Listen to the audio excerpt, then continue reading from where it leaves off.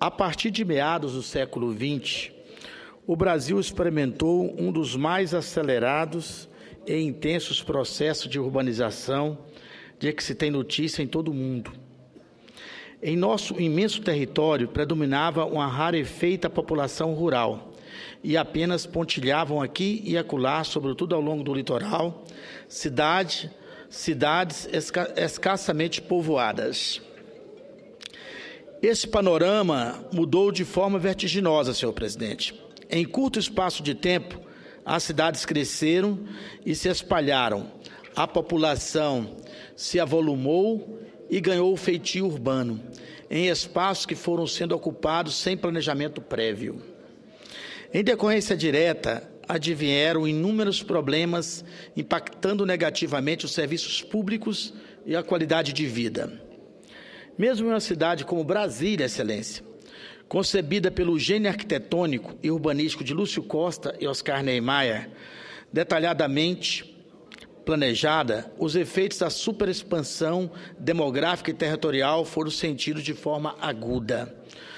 Hoje temos problemas relacionados à oferta presente e futura de água e luz. Vivemos angustiados pela insegurança. Lidamos com imensos problemas fundiários e, não por último, deparamos uma situação caótica referente ao número de automóveis e ao Foi-se o tempo, senhoras e senhores senadores, em que nós, os que habitamos nesta bela capital federal, dispunhamos de um trânsito civilizado, que fluía sem grandes transtornos por vias largas e bem pavimentadas.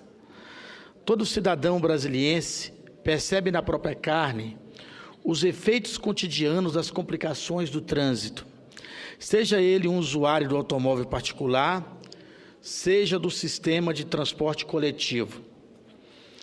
Como o trem ou o metrô, seja ainda adepto dos meios alternativos e sustentáveis de transporte, como as bicicletas.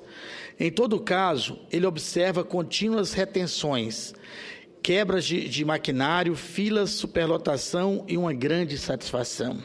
Cedo, Vossa Excelência, é um caos poder o trabalhador que mora nas periferias chegar aqui no centro, né? O resultado, senhor presidente, é aquele observado em qualquer metrópole brasileira: caos.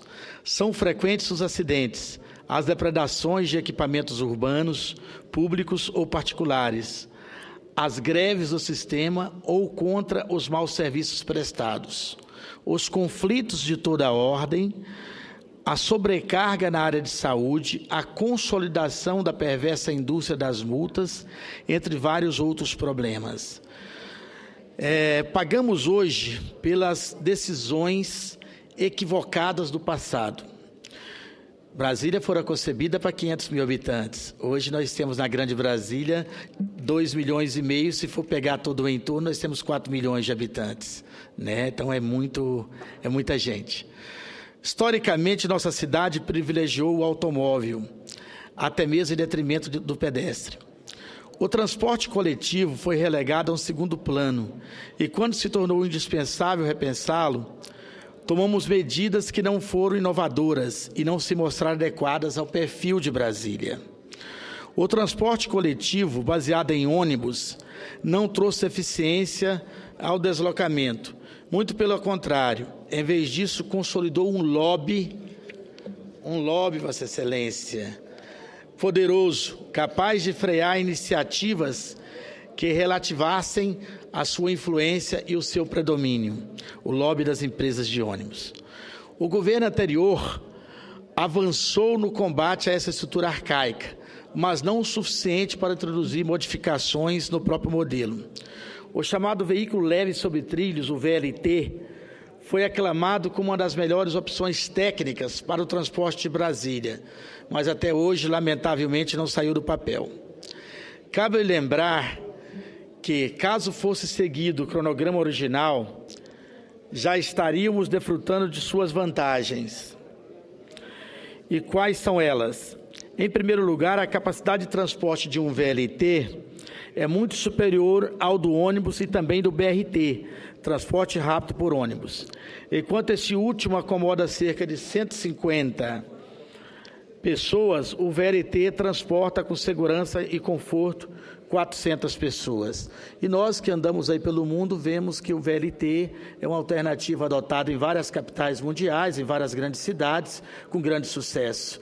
Então, acredito que o nosso país deva seguir esse exemplo também. E a nossa capital não pode ficar para trás. A sensação que temos, senhoras e senhores senadores, é que o novo BRT já nasceu velho. Além de se valer da mesma matriz fóssil de combustível, ele ocupa parte considerável das pistas e enfrenta o mesmo problema de superlotação, o qual, aliás, pôde ser observado em loco pelo governador Rodrigo Hollenberg, que nele viajou há poucas semanas. O governador mostrou com esse gesto duas coisas. Primeiro, que está interessado em saber como está na prática a vida do cidadão brasiliense, que viaja por meio do transporte público. Segundo, que está atento à necessidade de viabilizar mecanismos mais eficientes para o transporte coletivo do Distrito Federal. São duas boas notícias e nos faz crer que a autoridade máxima de nosso Estado não hesitará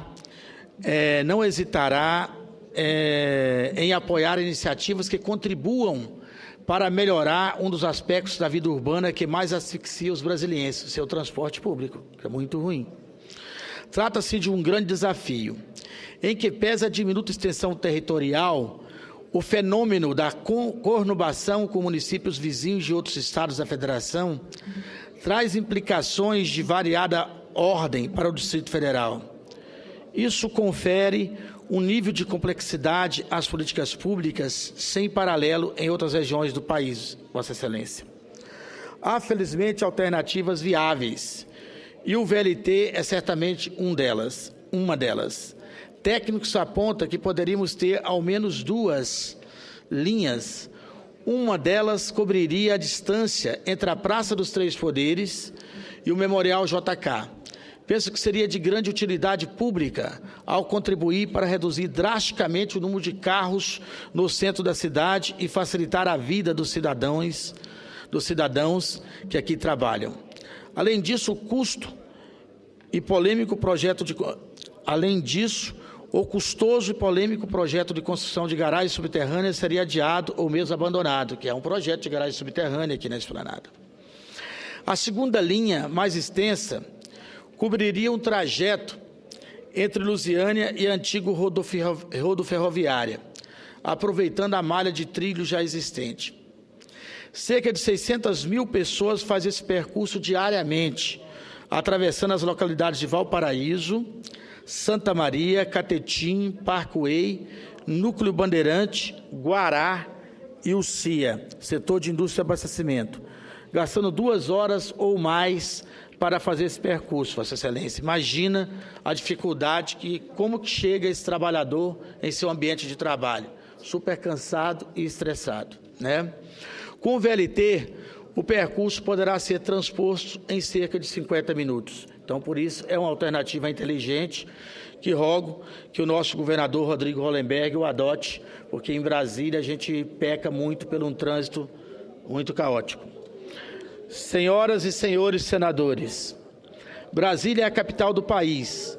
Torná-lo um modelo na área de transporte público é oferecer um cartão de visita que tem muito a dizer sobre o Brasil que queremos.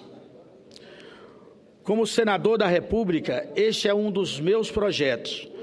Como membro da Comissão de Serviços de Estrutura, irei propor audiências públicas para debater esse assunto.